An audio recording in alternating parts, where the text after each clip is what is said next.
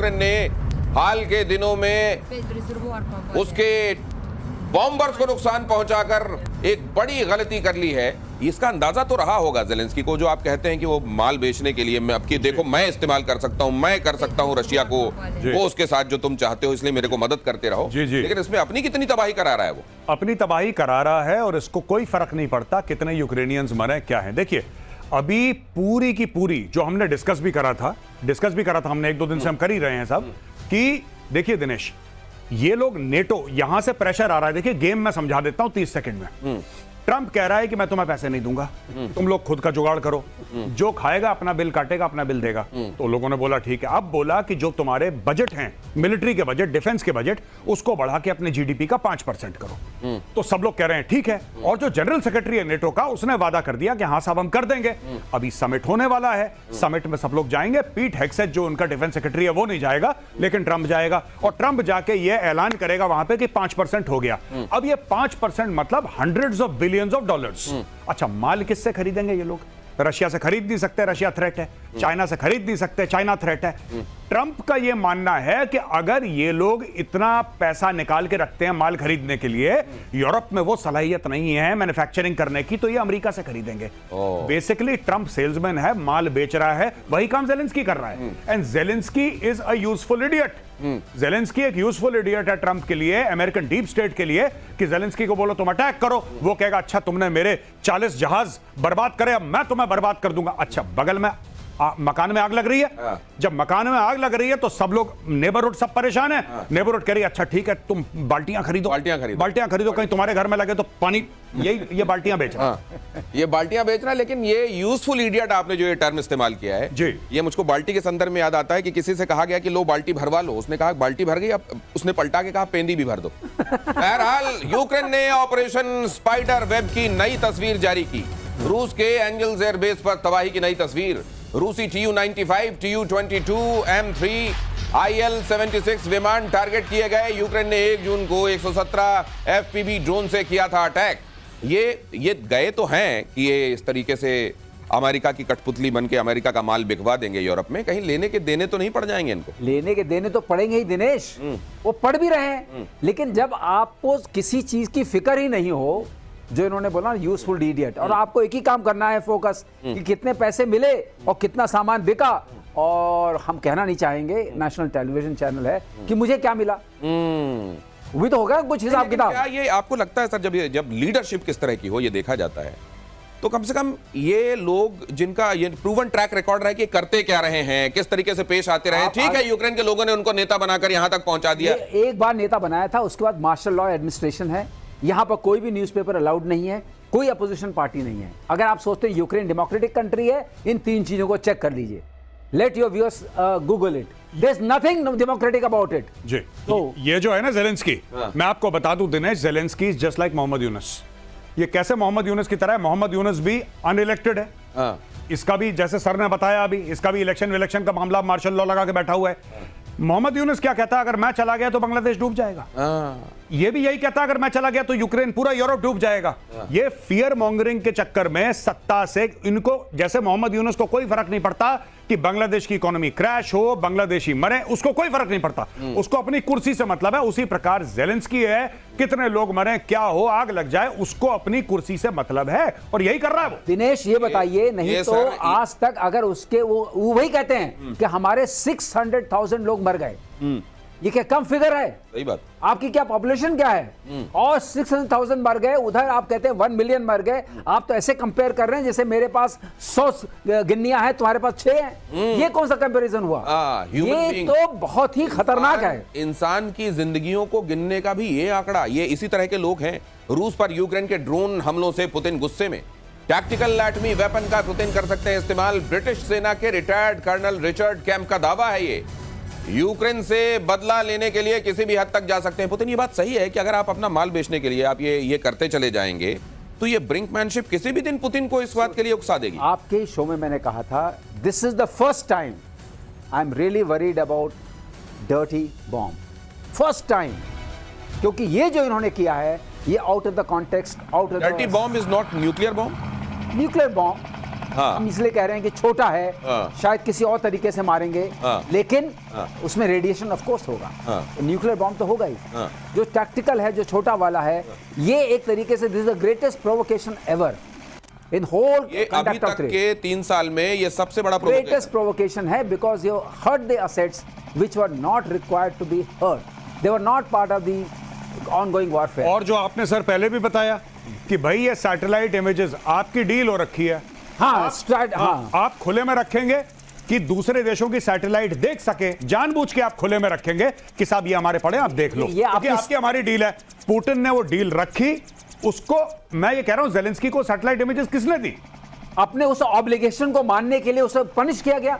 ये ऑब्लिगेशन थे, start treaty जो है, जो स्ट्रैटेजिक आर्म्स रिडक्शन ट्रीटी है, जिस पे बाइडेन ने और पुतिन ने साइन किए थे लास्ट। नहीं तो फिर अब ये मैं ये जानना चाहता हूं कि जब से ये वॉर शुरू हुआ है तब से हम कई बार कई पड़ावों पर ये सुन चुके हैं कि बस अब न्यूक्लियर वाला वो थ्रेशोल्ड पहुंच रहा है किसी भी वक्त। यहां पर क्या स्थिति बनी हुई है और क्या जब ये ब्रिटेन समेत तमाम मुल्कों को अंदेशा हो रहा है कि अब पुतिन उस जगह पहुंच रहे हैं, तो क्या ये सच है? अंदेशा है, अभी भी अंदेशा है, और अभी भी हम मानते हैं कि ऐसा नहीं होगा, लेकिन अंदेशा अगर कभी होना था तो सबसे ज्यादा अभी है। जी। पुतिन को एक बात पता है, जो ये 24 फरवरी को एक्शन शुरू हुआ था 2022 को, जो यूक्रेन के अंदर रूसी फौजें घुसी थी, अगर पुतिन ने कुछ एक्स्ट्रा ऑर्डिनरी ये ड्रोन मिसाइल मार के अब नहीं होने वाला, क्या पुतिन न्यूक्लियर वेपन इस्तेमाल करेगा? वेरी डिफिकल्ट टू से। मुझे ऐसा लगता है कि चांसेस कम हैं, बहुत कम हैं कि पुतिन न्यूक्लियर वेपन इस्तेमाल करे, लेकिन प्रैक्टिकल भी नहीं। लेकिन जितनी चांसेस आज हैं, चाहे वो बहुत कम हो, उतनी चांसेस पहले कभी नहीं थी। आज जितने चांसेस हैं इसके पहले 3 साल 3.5 साल में कभी ऐसा नहीं हुआ। चाहे वो 1% चांस हो, चाहे वो 1% चांस हो, 99% चांस हो, नहीं इस्तेमाल करेगा, लेकिन वो 1% कभी नहीं। पहले गौरव हम लोग कहते थे 0% चांस है, अब हम 0 नहीं कह पा रहे हैं। 0 नहीं कह पा रहे हैं। अगली खबर देखिए, ट्रंप और पुतिन के बीच में 75 मिनट बातचीत हुई। अच्छा, ये बात करते होंगे तो क्या करते होंगे? और 75 मिनट बात करने का धैर्य ट्रंप में। 75 मिनट बातचीत हुई। यूक्रेन रूस के बीच युद्ध विराम पर सहमति नहीं। पुतिन ने कहा रूस से दादागिरी नहीं चलेगी। मुझे लगता है कि ये बड़ा क्लियर कट संदेश दिया होगा। और ट्रंप को ट्रंप का इस समय मुझे लगता है बजाओ नक्षत्र चल रहा है। उधर से आप एलन मस्क को देख लीजिए, तमाम जगहों से वो अभी फिलहाल, और आज उन्होंने अच्छा नक्षत्र आपने बताया, ये नक्षत्र जो चल रहा है ये अभी उसी के तहत उन्होंने फोन कर दिया। पुतिन ने कहा कि भाई साहब इधर भी नहीं चलेगा जी। नहीं, ये देखिए ना, आप ट्रंप एक्सपोज हो रहा है, ट्रंप हर जगह एक्सपोज हो रहा है। ट्रंप ने बोला 24 घंटे के अंदर खत्म कर दूंगा लड़ाई, 20 जनवरी को मैं कुर्सी पे बैठूंगा, 21 में सब शांति पूरी दुनिया में, वरना ये वरना वो। लोगों ने बोला वरना क्या क्या करना, क्या भाई किससे बात कर रहा है? तो अब कोई इसकी मान नहीं रहा। अब गुस्सा तो एलन मस्क पे निकलेगा, किसी ना किसी पे तो गुस्सा निकालेगा। ये तिलमिलाया बैठा है ट्रंप आज की तारीख में। और मैं एक और बात बताऊं, इसने सोचा था जेलेंस्की को दबा लूं। यूजफुल इडियट होगा, यूजफुल इडियट होगा और जरूर है, लेकिन जेलेंस्की भी बिल्कुल पपेट नहीं बन रहा। जेलेंस्की को पता है कि जब तक लाशें गिरती रहेंगी, जब तक खून बहता रहेगा, तब तक जेलेंस्की कुर्सी पे बैठा है और जेलेंस्की किसी को पास नहीं आने दे। ये सत्ता का नशा ऐसा है बॉस, ये नशा ऐसा है सत्ता का। जिस दिन जेलेंस्की उतरा, तो ये जो कई लोग कहते हैं कि अगर आप खतरनाक जानवर की सवारी करके दुनिया को ये बता रहे हैं कि देखो ये जानवर मैंने काबू में कर लिया, तो उतारना मत, फिर उतरोगे तो जानवर देख लेगा फिर तुमको। यूक्रेन पर रूस का प्रचंड पलटवार, 400 ड्रोन और 40 मिसाइल से अटैक। जेलेंस्की ये कह रहे हैं कि ये हमारे यहां पर 400 ड्रोन और 40 मिसाइल तो अभी तक आ चुके हैं, खुद जेलेंस्की कह रहे हैं। अब ये जेलेंस्की इसको बढ़ा चढ़ाकर इसलिए बताते भी हैं क्योंकि इसी से उनकी दुकान और उनकी जिंदगी चल रही है। कीव, चेर्नोबिल, खामेलनित्स्की ओब्लास्ट में अटैक हुआ है। कीव में जबरदस्त नुकसान हुआ है, 4 की मौत। मुझको लगता है ये भी एक उस तरह के हो गए हैं, एक जैसे पाकिस्तान है वो भिखारी है, वो घाव दिखा के भीख मांगता है जी। ये वाले जो है घाव दिखा के मरहम पट्टी का इंतजाम करते हैं अपने लिए। जी बिल्कुल, और ये भीख भी मांगते हैं। हाँ। ये इन्होंने तकरीबन $125 अरब अभी तक ये निगल चुका है।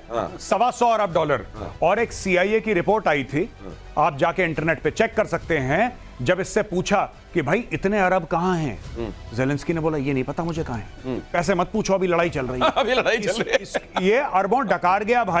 और इसके बारे में सेमर हर्ष है। सेमर हर्ष एक बहुत बड़ा नाम है जियोपॉलिटिक्स में और बड़ी इज्जत है, बड़ा क्रेडिबल नाम है। सेमर हर्ष को कोट करते हुए CIA ने रिपोर्ट कराई है कि ये इतना करप्ट आदमी है जेलेंस्की, इसकी और इसकी कैबिनेट ने पूरा का पूरा वॉर का बजट पता नहीं कहां स्विट्जरलैंड के अकाउंट तो ये जो रेयर अर्थ मेटल देने पड़ रहे हैं अमेरिका को, ये अपने आपको लग रहा है कम है? ट्रंप आपको लग रहा है कम है? ट्रंप भी तो पूरा बिजनेसमैन है।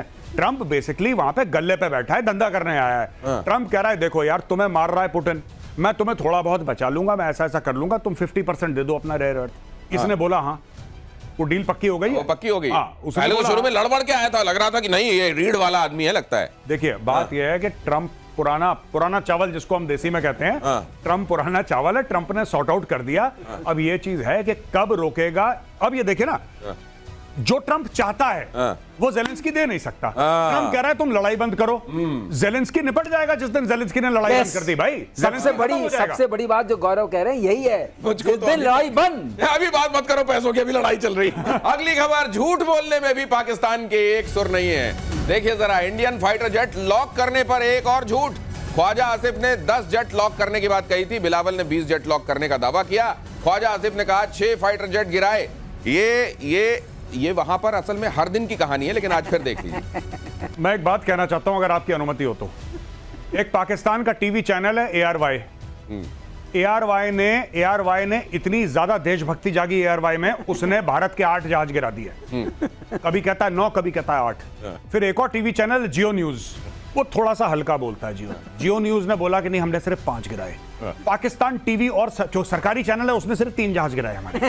तो अलग अलग चैनलों ने भी जहाज गिराए, ऐसी बात नहीं है। पाकिस्तानी चैनल्स ने जहाज गिराए हैं। और आप खुद देख रहे हैं, ख्वाजा आसिफ जो डिफेंस मिनिस्टर है वो कह रहा है 10 लॉक करे, बिलावल भुट्टो कह रहा है 20 लॉक करे।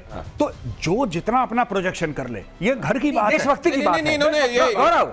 देशभक्ति की बात, देशभक्ति नहीं है। वो ट्रैक करके लॉक करके, अच्छा, वो उसकी जगह कहीं ऐसा तो नहीं कि उन्होंने अपने घर में ताले रखे हुए हैं। टेक्निकल बात बताऊं अगर मौका है तो। बताइए। देखिए कैसा है, लॉक क्या किया।